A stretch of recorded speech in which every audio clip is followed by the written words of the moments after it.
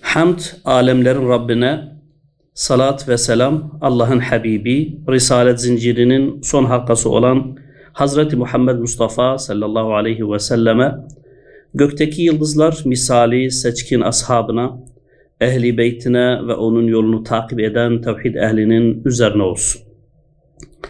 Andolsun ki Resulullah sizin için Allah'a ve ahiret gününe kavuşmayı umanlar ve Allah'ı çokça zikredenler için güzel bir örnektir. Ahzab 21.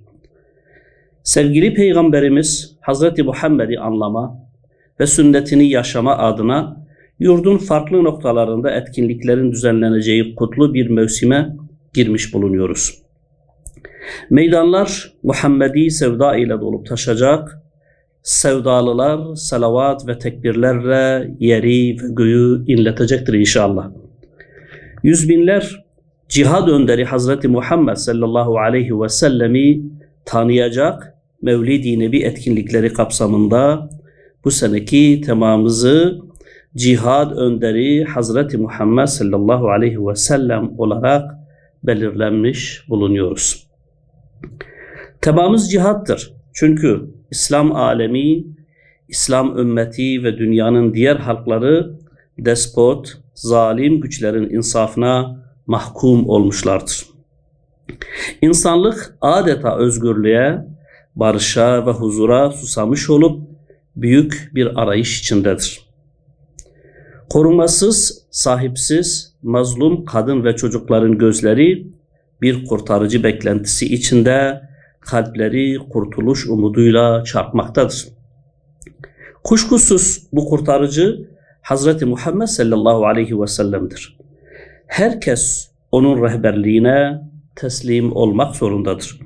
Çünkü onun yolu direniş ve zulme kıyam yoludur. Adalet ve hakkı hakim kılma yoludur. Mazlumları, ezilenleri adalet ve özgürlüğe kavuşturacak, haklıların hakkını verecek tek yol peygamber yoludur. Hz. Muhammed'in rehberliği ancak dünyaya adalet ve barış getirir. Hak ve hakikati üstün kılar. Düzenleyeceğimiz etkinlik yerleri ve tarihleri ise şu şekilde planlanmıştır.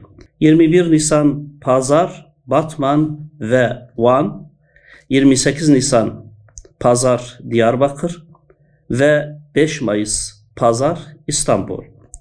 Tüm peygamber sevdalılarını, onun sünnetine bağlı tüm kardeşlerimizi, bacılarımızı, halkımızı, erkek, kadın, genç, yaşlı, çocuk demeden yüz binler halinde tekrar meydanları, alanları doldurmaya davet ediyoruz.